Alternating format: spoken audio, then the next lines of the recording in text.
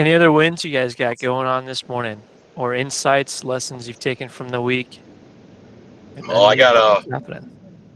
I'm working through a learning lesson. All right, go Travis ahead, helped Patrick. me with this. So I have a customer, and it's dealing with on how I take draws and how I stack my payments. So I hired a new salesman, and circling around, I think there's other reasons, but anyway, I have on that. It was a new roof on his house, and it was a three-step payment down payment. Once we get once we get to tear off, another payment, and then final payment on the back end. My salesman originally got a check, and he got the first payment for more than what we required, and it was basically 50%. I'm like, all right, it is what it is. When we start tear off, then I'll get the remaining portion. But my roofers are so fast; they got a 60 square foot roof that was a 10-12 and a 12-12 on a 90-degree day. They did it in 12 hours.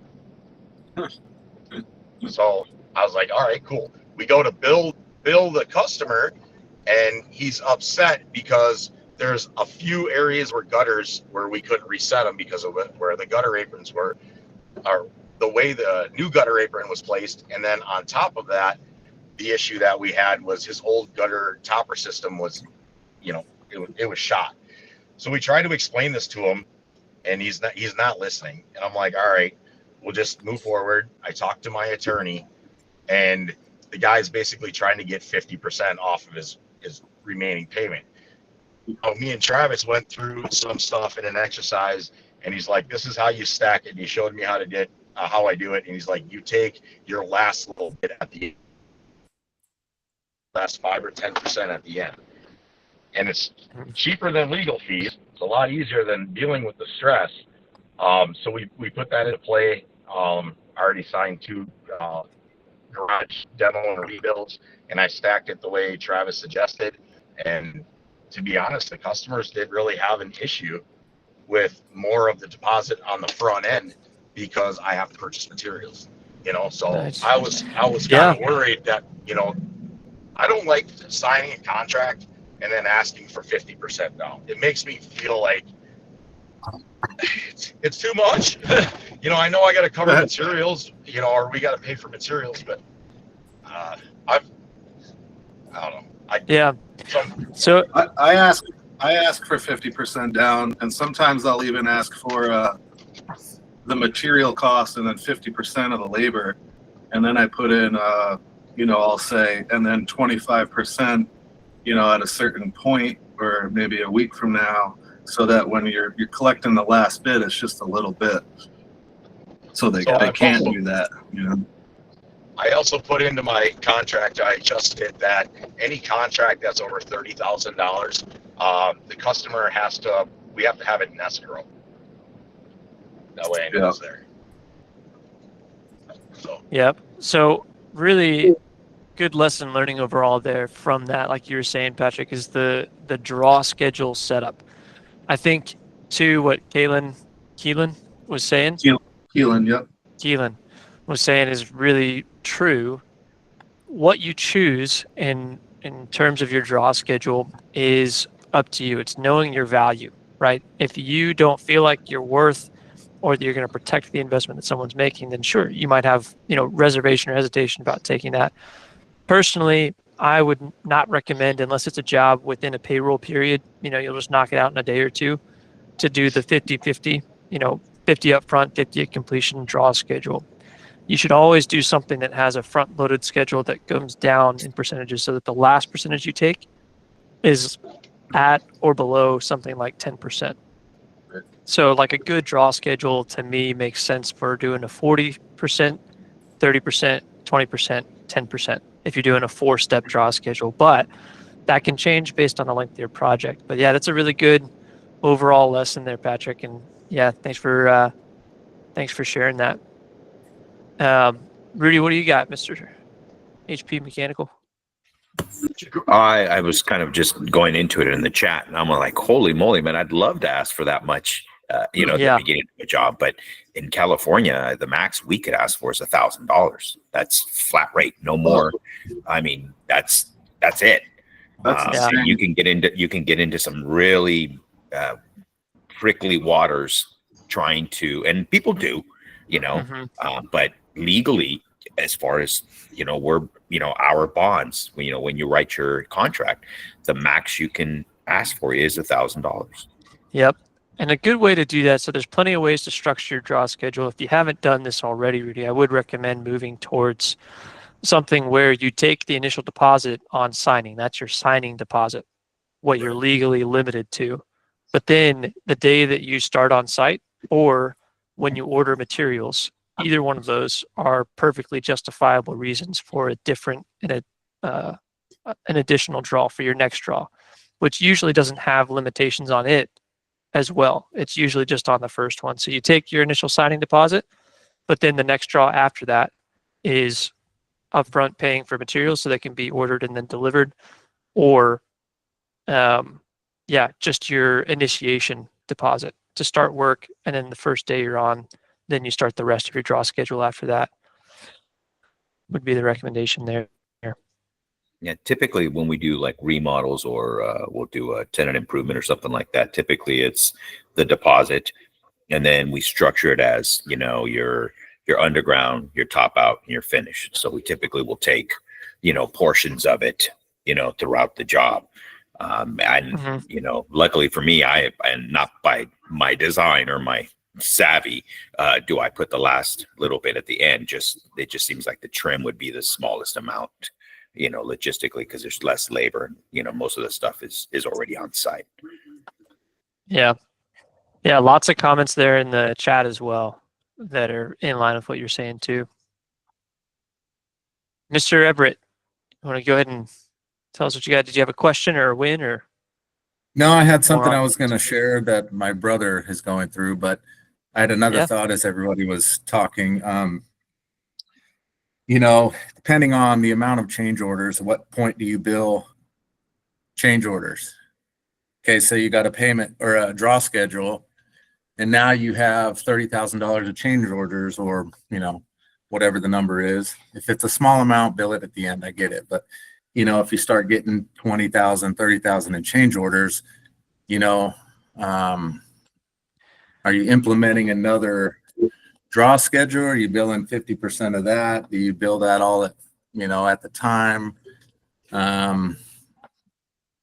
Scott and I really haven't talked about it, how we're doing that. I know on this current job we have going that we had some change orders and they were pretty big.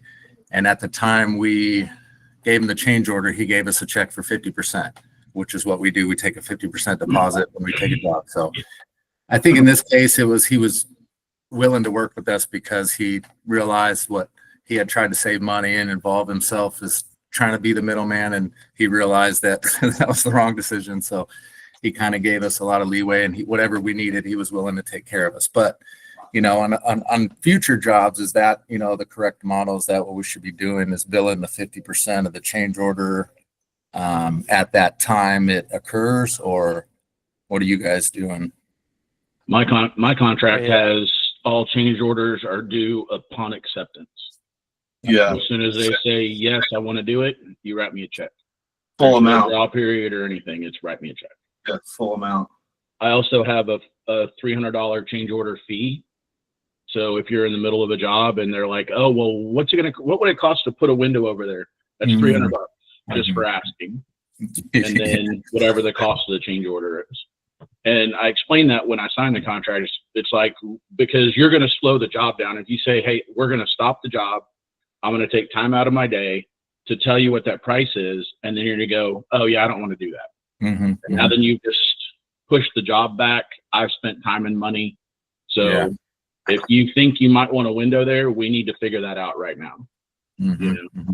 And most people understand it. And obviously if we get into the job and there's stuff that we just found, rotted wood or whatever, I don't charge them the $300 for that. That's just stuff that comes up.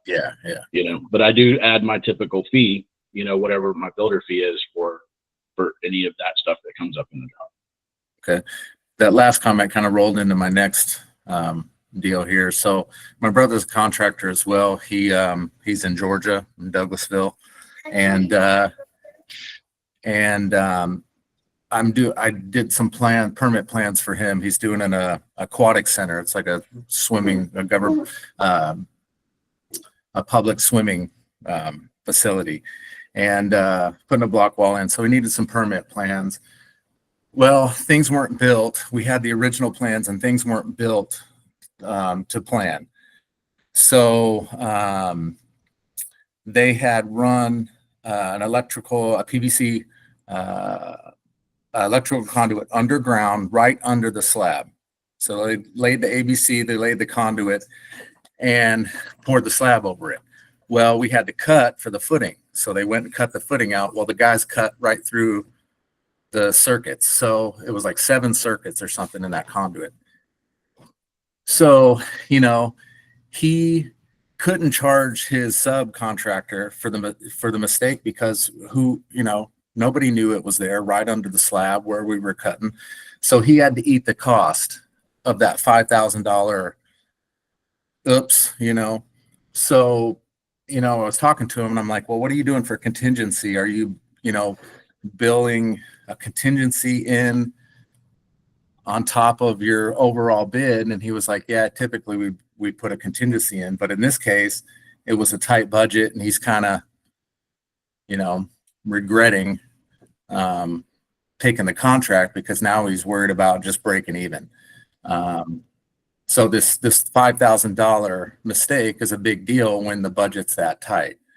And I know there's procedures or things to put in place as far as percentages of the job for contingencies and things like that for mistakes that happen, or your guys messed up 2 of the cabinets that were going to get installed. That's $1,500. It's little things that add up like that. So it was just a good learning lesson in a good, I don't know, teaching moment for me for what he was going through. So I just thought I'd share that. And I know probably all of you have things in place to combat that on your job. So, well, you don't know that necessarily. It's a good thing to still hear from the other experience. It's the whole thing about where you learn from your mistakes, or you can learn from your mentors. You can hear from other people. That's the whole reason for the opportunity that we have of rubbing shoulders with other guys around the country, is that, hey, we can hear from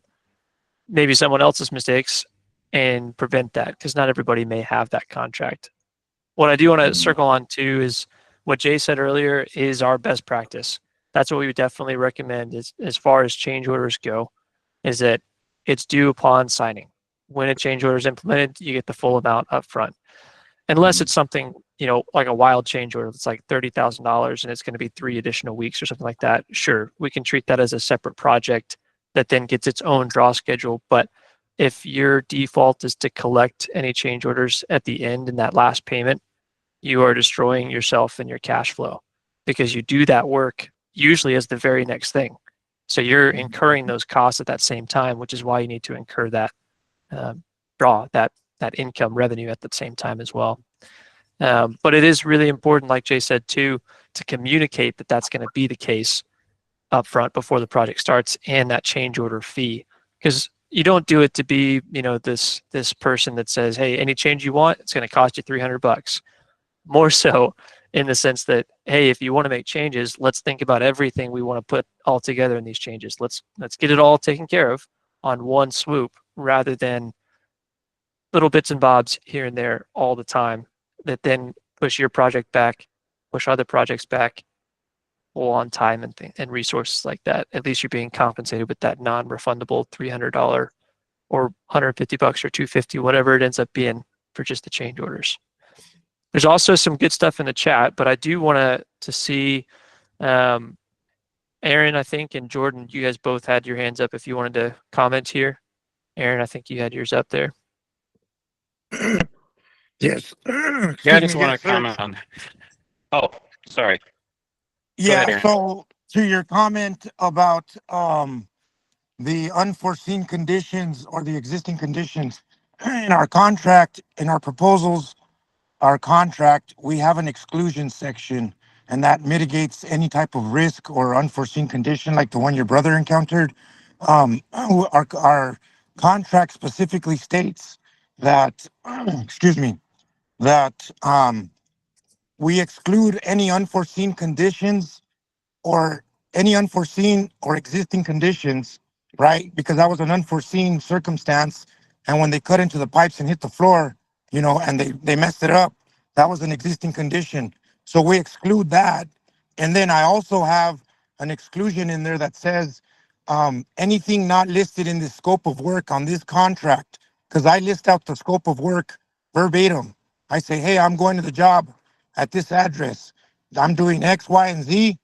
We're walking it when we're done. We're getting, CO, and I'm leaving. And so that's exactly how I have my proposals written out, and then they turn into a contract with assumptions and exclusions.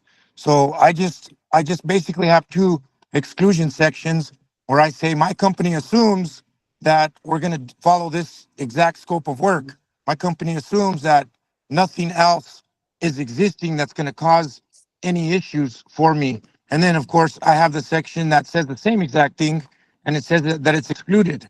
I'm excluding anything that's not listed on this contract here or this proposal, and I'm excluding any unforeseen or any existing conditions. Then when something like that happens, they're going to say, hey, where does this come from? You look at them very calmly, very cool, and say, what are you talking about? Like, it's right here. Like, we went through this. I listed this out to you guys because I walk my customers through our proposals. Then I get them to sign contract, myself or my PMs, my estimators. So whenever we have something like that come up, or even with the GC, I just tell them, hey guys, it's right there. It's in the contract. We were very, very transparent about that. And so here's your change order, right? And, we can continue to move forward. And so that's how we've always handled and mitigated that. And we've never had to absorb those costs because, we have it right there. It is impossible to think of everything, but that's kind of our catch-all. Those are our catch-all phrases and sentences that we've drafted that have helped us tremendously. It's good. Jordan, you want to give us some perspective my from? comments on the same thing. Yep, there you go. Yeah, so my comment was on the same topic because, like, we do excavation, to run electric lines in the ground, sometimes for the utility as well. And I would say most customers that we have don't really, if this is something that you do, the potential is that there's going to be things in the ground. And so I kind of pick my battles. We have 5% built in for like ancillary labor, kind of unforeseen labor and material. And so, I've hit things like their main water line before and just went, I'll just call a plumber out, because I've got enough built in to pay them to come and fix it. I suspect some customers might still be difficult to explain that, well, if this is what you do, you should at least known to have us, get it marked or, have things checked before you start cutting or digging or, something like that. And so I'm just curious. I'm somewhat curious on what, like, Bryce or some of the coaches have to say about that, like what your guys' experiences have been with things like that, because I know some people will still push a bit and go, well, it's not your fault, it's not my fault, but like, you do this, I don't. That's why I hired you. I could definitely see that coming up with customers.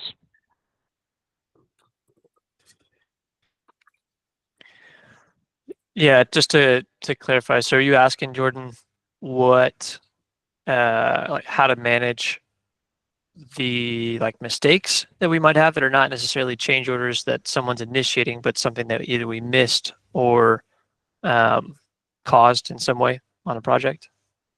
Yeah, how to mitigate that conversation with customers, because I've had similar conversations before, and I've done pretty well A $5,000 one, so definitely gonna hurt. But we've done smaller ones, and it's not even worth the conversation with the customer most of the time. But what if you do get into that big one? How do you mitigate that with the customer, especially the ones that are going to push a little bit harder, in that aspect? Nicole, are you wanting to? I see. Yeah. Okay. It's worth it every time. Every time you should be charging for a change order. The only time that you should eat it is when you effed up. We effed up. We broke this part. We effed up. That's the only time it hits your profit. Any other time, that is part of construction. People know that going into it, and it's your job as the business owner to set those expectations. That's why in our change order policy, we go over. There are things that are going to be unforeseen on the job. That is construction. We try to mitigate that as much as possible. Here's the steps we take to do that. But things may come up. When they do, we're going to stop work. We're going to come to you. We're going to give you the new price, timeline, and solution. We're going to agree upon it. Both parties are going to sign. And that either gets paid right then and there, or it gets worked into the draw schedule. And that's just depending on what type of change order it is. If it's just an immediate thing, or if it's just extending the job. But you should never be eating change order costs unless you effed up. Somebody on your team, something like that. Every single time we go to the customer. And if you set expectations beforehand of the job, then it's going to make that conversation a lot softer. You've already set expectations. They know how it's going to be handled. Nobody's happy to pay more money, but they know that it's a possibility that that's going to happen.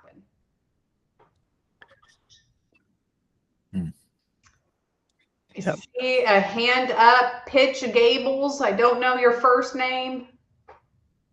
You want to? I'm Anita, and this is Michael. Hey. Anita, Michael. So, to piggyback on what's being discussed on, contingency versus if we mess up, we eat it. I believe that that's true, because even if it's going to cost us $5,000, it'll cost our reputation more in future dollars if we don't fix whatever it was that we did. One tiny example, a few years ago, we were writing up an estimate for concrete 4 inches, and then he switched to asphalt. We didn't change the 4 inches to 2 inches. Guess what? He said, he measured it. He said, you didn't put 4 inches in there. So that doubled our cost, but we had to eat it because it was on the contract. Mold though, we tell them if we bust through this fall and there's mold, it has to be remediation, you will have to pay for it upfront. That's all I have to say.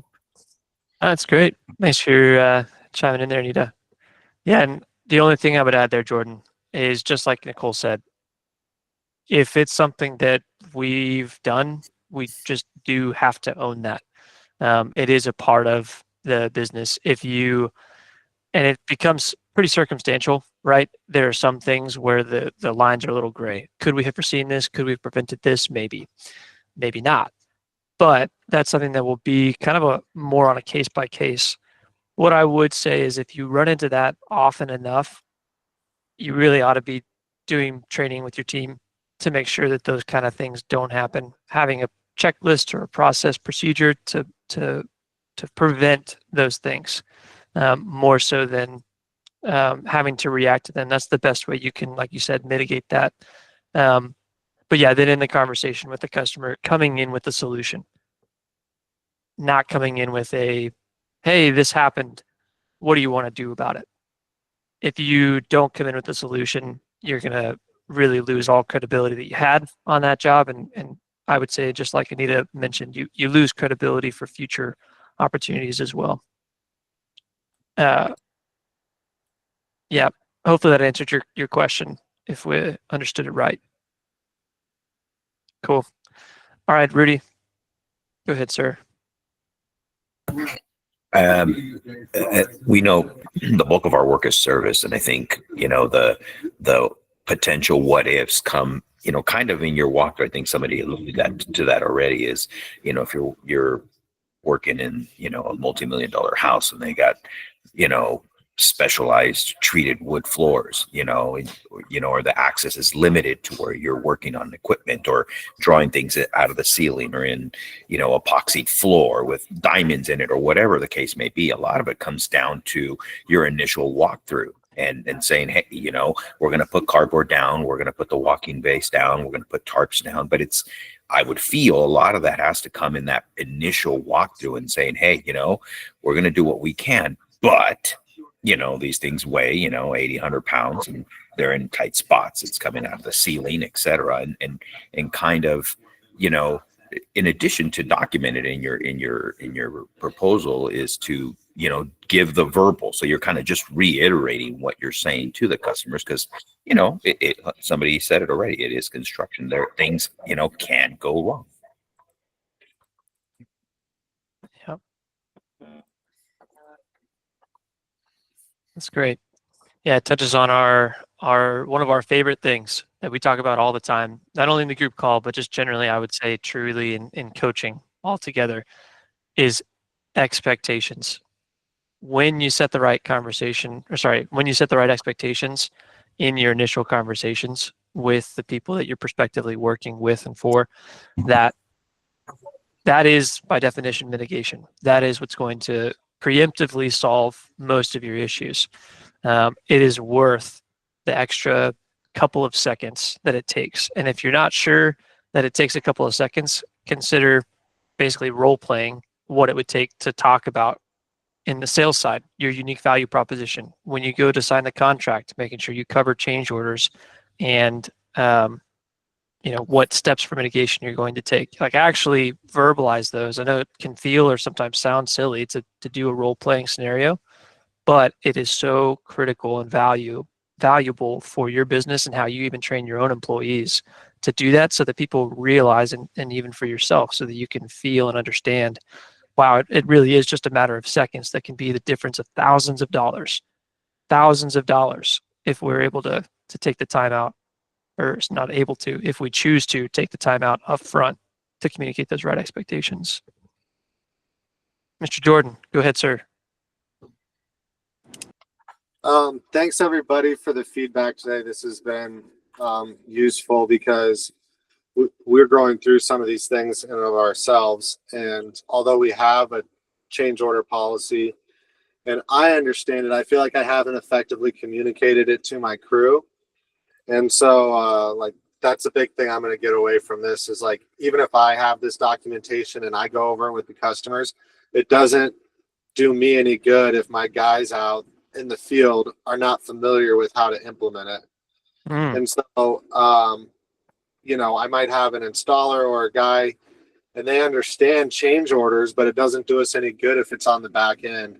I know the scenario that we're involved in right now is we work with a couple design companies, like interior design companies, and most of that stuff is like lighting remodels. Well, we're hired to basically install what they provide. And, we're not hired to, like, where we're at right now is like every second that we do something, they stop us, get the customer involved, get the homeowner involved. And they're like, should we hang this higher or lower? Should we hang this, is this light bright enough for you, or whatever the scenario might be? But it really eats up a lot of time, right? So like, I'm learning in that scenario, like, the expectations we need to put forward is like, hey, we need measurements, we need all this stuff up front. This is not like an on spot, we hang the same chandelier 4 times, moving it a couple inches each time. So I appreciate all the feedback on this call. I think what I got is just like implement it to the field, make sure all my crew is involved and understand the policy in and out, not just myself. Yeah, Jordan, you bet. 100%. Yeah. If you are a remodeler and you have a project manager in the field, it needs to be communicated to that project manager how change orders are handled, that we are not going to just go and do work. We cannot do work if a change order happens until we communicate it to the customer and we get it signed. Same thing if you're a service company and what we originally quoted changed once we got into the job. They have to stop If you use a software, Builder Trend, House Call Pro, Service Titan, all of those have change orders in them. So your guys are very equipped with their iPads to be able to get a change order signed, get that adjusted. And so you're totally right, Jordan, where it's like, yes, your guys in the field need to be equipped to do change orders as well. Go ahead, Jordan. Did you mean to raise your hand there? Yeah, I had something I wanted to go back in, actually from last week's call. I don't know if we're done with this topic or not, but I got something from last week. Go for it. Yeah, bring it on. So last week we talked about, basically implementing like a scheduling fee with Robert. And we went through that with Nicole in a laser call this week, got a script all worked out. I don't know anybody else who uses House Call Pro and implements a scheduling fee. So one little roadblock that we ran up against is, so we schedule the job, it's an estimate, but we can't apply payment to an estimate. It has to be converted to a job before we would be able to run someone's credit card and House Call Pro for that scheduling fee. Has anybody else run into that roadblock, and how did they get by it? Can I answer that? Please do. Just make it a job ticket and put in their notes that it's an estimate and have an estimate fee, because if you're collecting, that's the work that's being done, so I wouldn't focus as much on, oh my gosh, the title of this ticket is not estimate. It's like, well, no, you're actually going to do the work of the estimate. So I would just make it a job ticket and then put in the notes what they're there to do, because you should be training your technicians to read their notes. If they're not, then they need pulled in for some training and ask them why they're not looking at it. So I think it's as simple as that. Yeah, I think that's a good point to a more broad statement I'd probably make as well with this is, whenever you're utilizing a CRM, if there's a functional way that just makes it more effective and more efficient, it makes sense to try to implement that best practice to effectively, right, adjust your process to fit that CRM consistently. So if it's that labeling difference, or if it's choosing to make all jobs, all estimates count as jobs, and then it changes into something else later, with whatever things you have available in there. I think that's a good practice, again, to implement whatever the best practice solution is. So love your willingness and flexibility, Jordan, to kind of, hey, how do I change kind of what I'm doing in order to make this also work? Can I add to that? Yeah, go ahead, Jordan. For those using House Call Pro, you can actually create an estimate on a job ticket. So it's like attached to that job ticket. So when you're in that estimate, you can actually view that it's attached to whatever job ticket you created for them to charge that estimate fee on. That way they're kind of like tied together, and we do that quite a bit. So especially if we go and we do a call where we collected some work, but we've also left them an estimate, well, we know if the estimate's on that job ticket, we quoted it while we were there. But then if they approve the work, you can actually copy that estimate to a new job ticket, just so it keeps your accounts receivables more clean. And it doesn't look like you're, trying to bill stuff out that hasn't even happened yet. Nice. Mr. Rudy, did you have a comment you wanted to make here? I'm just going to dovetail on what Jordan said. We use Jobber, and I think a lot of it is, if you know that, real estate agents are probably a prime example. Oh, we just, wanted you to come by here and take a quick look at this. And those for me are actual, it's an actual estimate. There's no job attached to it, because there's nothing going to happen there. It just, they're basically trying to lure you with we do all these houses. So, there's nothing there. So that to me is an estimate. I'll label it as an estimate. There's no expectation of that. But another customer's like, hey, our furnace is broken. And, we need an estimate for the repair. That right there is already your invitation of, okay, we're going to charge you to go there. So that's your estimate. And so it, for us, is a task. It's a job. It's not just going there to give them that. I'm going to add to that too, if I can. If you're getting all those calls, sorry, I'm talking this morning. If you're getting a lot of calls from realtors wanting you to come look at stuff that's pulled up on inspection reports, charge a fee.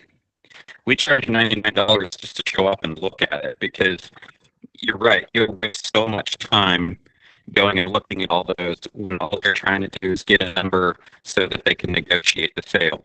And so we actually charge a $99 fee just to come and look at the inspection items. And then if we want to leave a quote while we're there for other work, we will. But that'll weed out the ones that are just kind of looking for some freebies. With your time, gas, and money, basically, going out to look at these. So you should be charging a fee if you're not. And we tell everyone who calls in, I'll train my phone scale to let them know, sure, we're happy to do it. It's $99 to come and, provide expertise on those items. Yep. I think that's what Jordan was starting out with, is transitioning to doing that. How do we make sure it tracks in our CRM and everything like that as well? But yeah, essentially, if you're going out to that job site, you're collecting something, it counts as a job that'll be estimated for something further. But good question there, Jordan. And thanks for the feedback, Jordan and Rudy. Other Jordan. Yeah, what other questions do we have this morning? Any other? I really like that feedback that Go ahead, Robert. Jordan provided, Jordan Berry. Very proud of you, dude. You've come a long way, man. Coach Jordan. Both Jordans have come a long way. But I like that feedback that Jordan gave, because I'm just a believer in businesses like charging for the services that they offer. And I know that might sound like an obvious statement, but for some reason in construction, we can often get caught into this game where it's like we do all this valuable stuff for the customer on the front end. And there's kind of this like, I hope that this is going to play out, or like, yeah, this person seems good, I can do this work.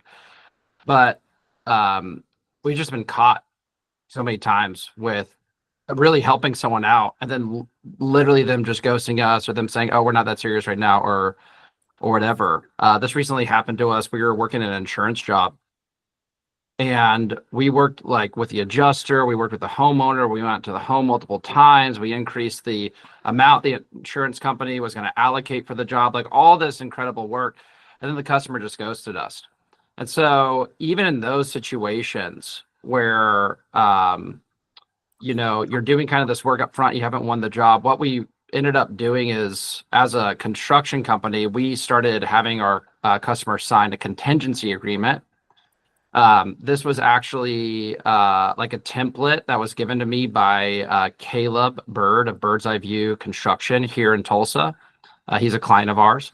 I knew that he'd done a lot of insurance work. I told him about the situation that we were caught in, and he was like, yeah, we do a contingency agreement where the agreement's like a page and a half. It's like one full actual page of text. And it's very simple, very straightforward. It just says, hey, like, we'll represent you to your insurance adjuster and your insurance company on your behalf. We'll work to secure the funding that you need to take care of all the work that's involved.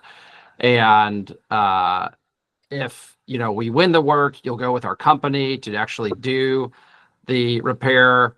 And if you don't go with our company, you'll pay us 10% of whatever you're awarded as a contingency fee for helping you get that work. And so there's a lot of ways that you can secure things up front. At the end of the day, Rudy, I just wouldn't. I would have them either pay that fee, or I would never do that kind of job. You're describing, hey, I already know that this is going to be a time waster before I even do it. That's why I do the estimate that way, right? Mm-hmm. So, well, if you know that, let's charge a fee there, or just say, hey, I'm not going to do this unless you pay this, $99 fee. I think that's very fair because the value that you're providing is you have decades of mechanical experience that they need help. They need an expert. It's like hiring an attorney to get advice, right?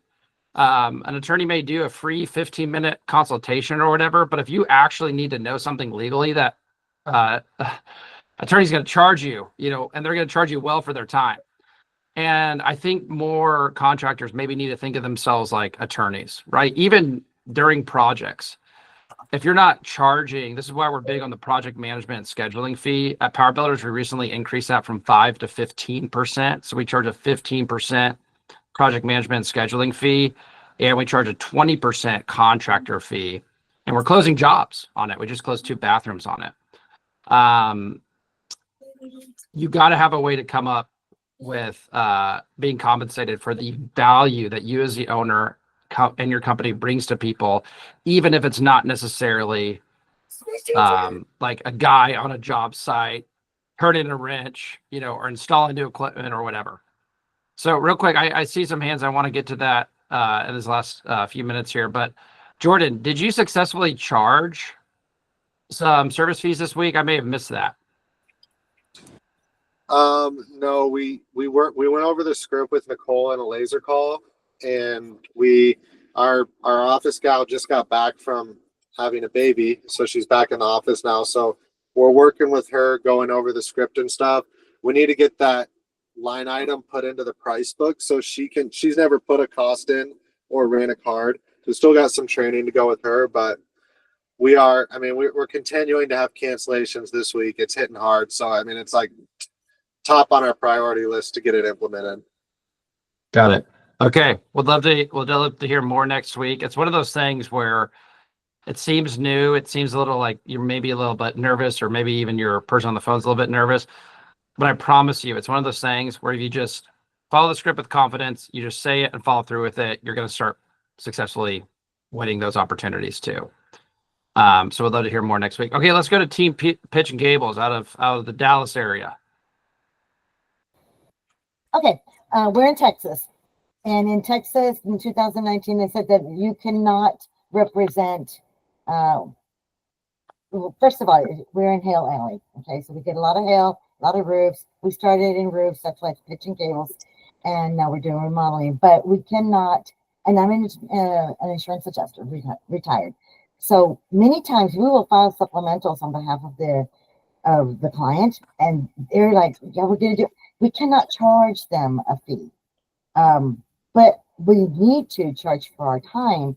And so here it's like, well, I'll just get a free quote from anybody else, but to go above and beyond and file supplementals for the insurance company, that's private adjuster type work. And it's a conflict of interest for me, the construction company, to file with the insurance company and represent the insured. We do it all the time, by telling them how to do it, but then they don't go with us, and they've gotten their extra $10,000, and we got nothing except spent 40 hours, and we get nothing. Does it make a difference that you're not charging a fee unless they decide not to work with you? Like, you're not charging a fee up front to do this work. You're doing the work.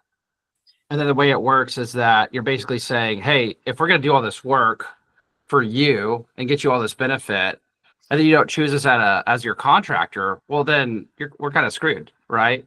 Or if we're doing all this work, And so the way that the contingency fee works is that you're not paying that until, how the terms, I think, actually what they actually say is that 10 days after you're fully funded, if you haven't decided that we are going to be your contractor to actually implement the approvals by the insurance, then you'll pay us a 10% fee of whatever was awarded for the work that we did in the past. Do you know if it would make a difference if it's afterwards? No, I think that would work, because then we are not legally working for them. So then there's right, exactly. You haven't received any money up front, and that's how it works. We're not receiving any money up front. We're just basically trying to make it this hard for someone to squirm out.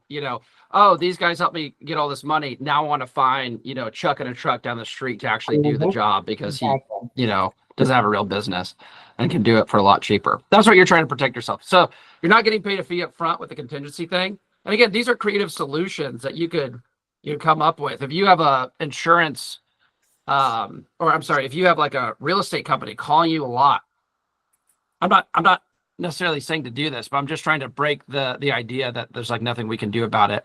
You can come up with creative solutions for this stuff. You could charge, if you had a real estate company calling you a lot, you could be like, hey, you're calling me a lot. You want me to bid out a lot of work.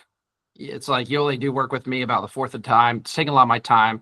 So going forward, I'm going to charge a $500 a month retainer for me. I'll check out all your stuff. That'll be included. And again, I'm not necessarily actually pitching this to you, Rudy, say, hey, start charging this retainer.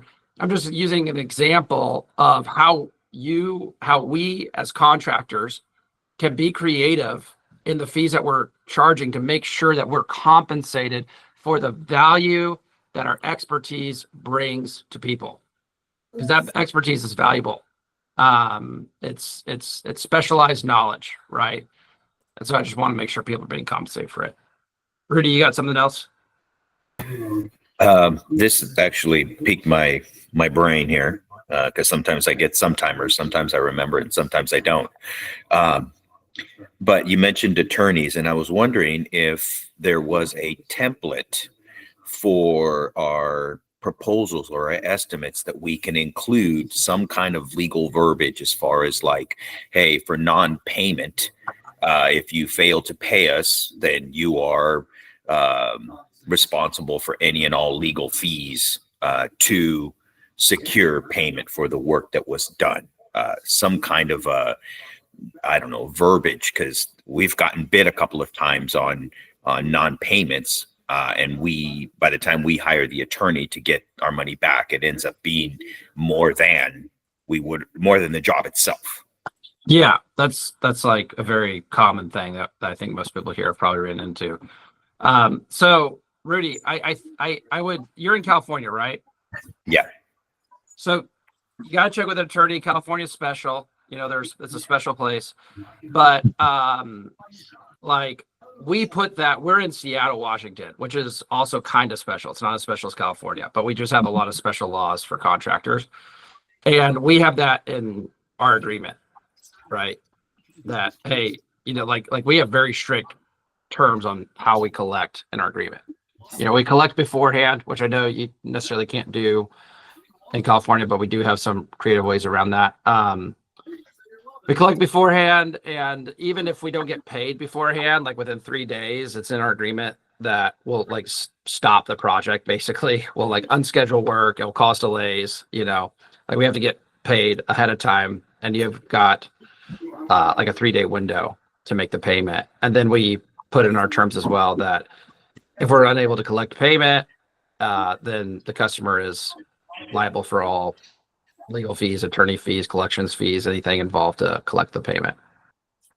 We didn't always do that, and we got screwed too, big time. But tough lesson to learn, and now we do it. Yeah, lien language too. We've got lien language in our stuff too. We've got in Washington, you have to give a lien notice to the customer before you even start the job. There's another thing that we didn't know that we learned. And so we've got that in our agreement too.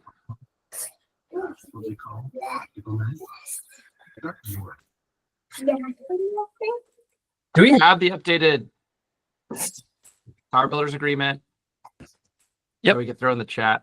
That's the one I put in the chat. I already did. Okay, thank you. So yeah, check that out. Don't just use that document. I want to be very clear here. Don't use that document unless you had an attorney in your state look at it first. Don't trust that document. I'm telling you. I think to me, it's trustworthy, but there are really specific laws. We've had people in the past who've been like, I implemented this in, whatever state, and apparently it didn't include X, Y, Z. Well, it's like, okay, well, make sure to include that. Whatever you got to include it. But that's a good starting point. You could give that to an attorney and just say, hey, would this work for my business? And if not, what would I need to change? You can take a risk with ChatGPT too. I do think it's kind of a risk, but you're the boss, so you get to decide.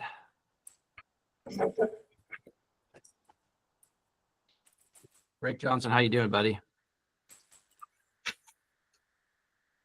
Oh yeah, he is ready to go on a Thursday.